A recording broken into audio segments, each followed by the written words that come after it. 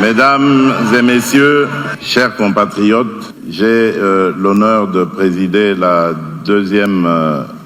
deuxième congrès, la deuxième session du deuxième congrès de notre regroupement politique, notre plateforme politique.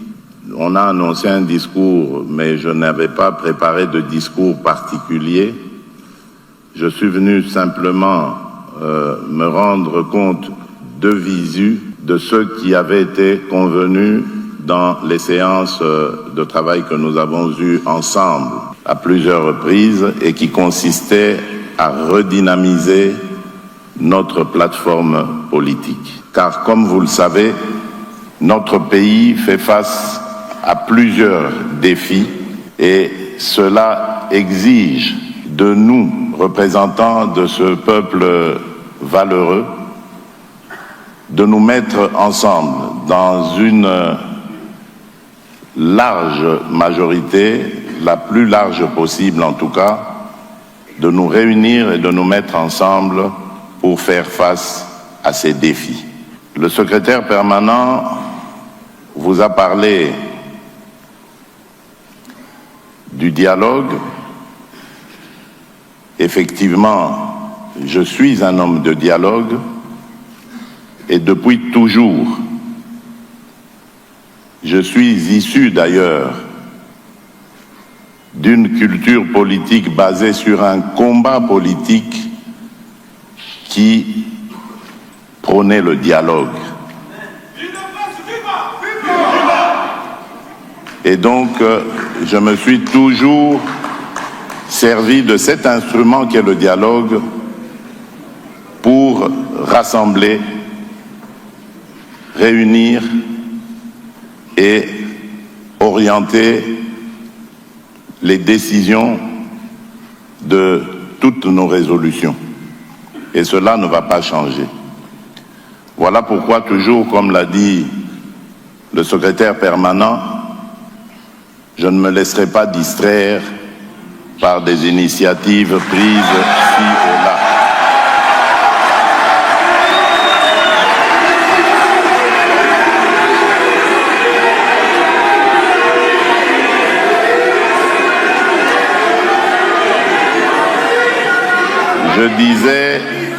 Je disais que, comme vous l'a dit le secrétaire permanent, voilà pourquoi je ne me laisserai pas distraire par des initiatives de dialogue prises ci et là.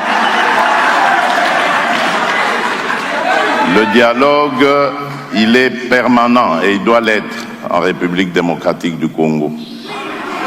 Les Congolais n'ont pas besoin de facilitateurs pour parler entre eux.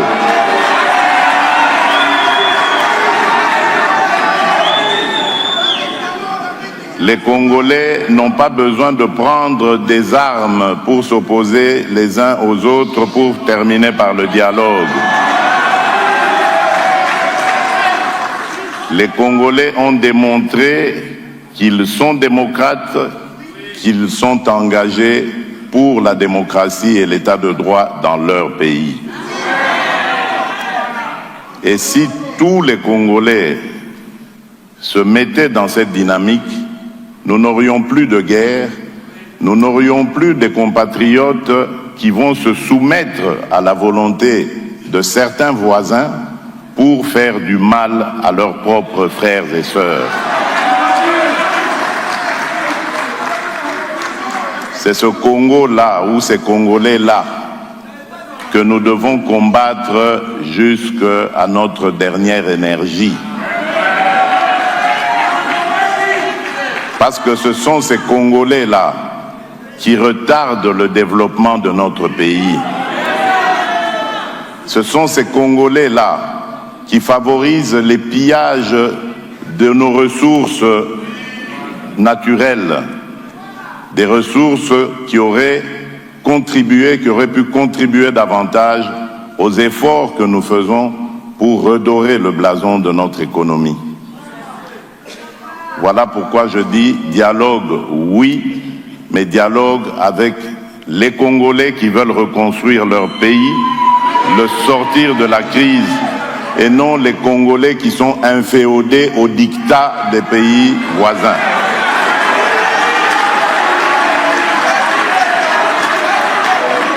Et en tant que garant de la bonne marche de nos institutions, garant de la cohésion nationale, il n'arrivera jamais de dialogue en dehors de ma propre initiative.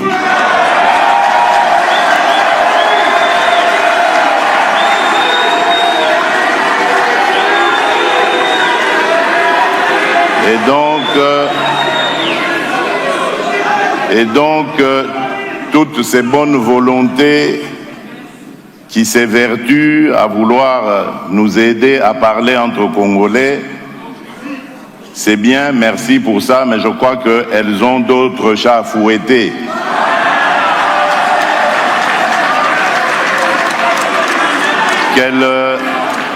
Qu'elles nous laissent régler des problèmes du Congo entre Congolais.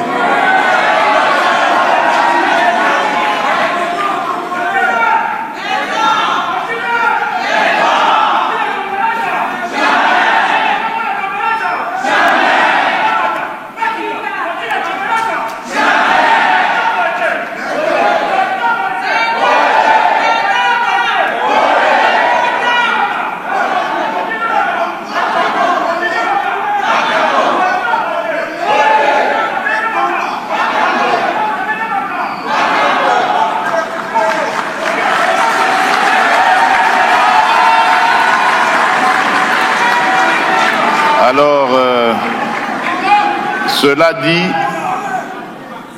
je pense que la rencontre d'aujourd'hui, le deuxième congrès extraordinaire de notre plateforme, a pour soubassement l'adoption de la charte de la plateforme Union Sacrée, ainsi que son règlement intérieur.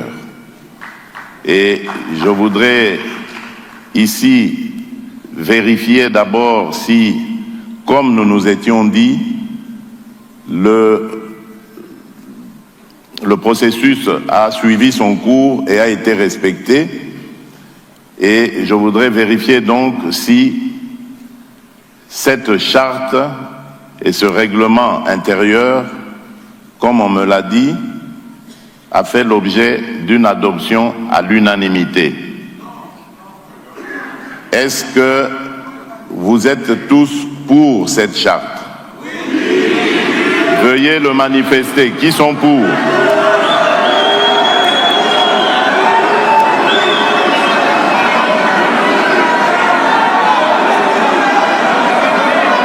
Qui sont... Merci, merci. Qui sont contre? Y a-t-il des congressistes qui sont contre cette charte?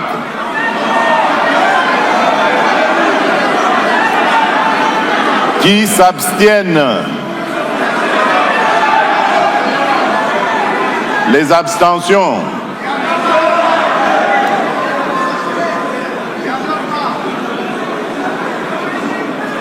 Alors, après constat, je peux dire que la charte et le règlement intérieur sont adoptés à l'unanimité.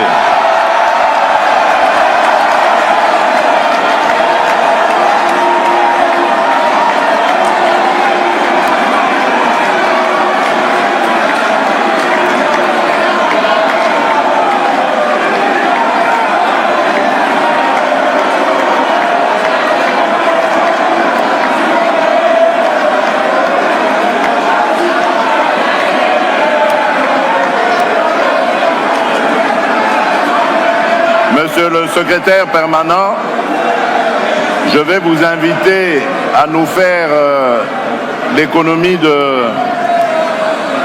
la lecture de la charte et du règlement intérieur aussi, je pense. Faites-en nous une petite présentation brève. Je vous en prie, vous avez la parole. S'il vous plaît, le secrétaire permanent va nous faire une brève présentation de la charte de l'Union sacrée. Merci.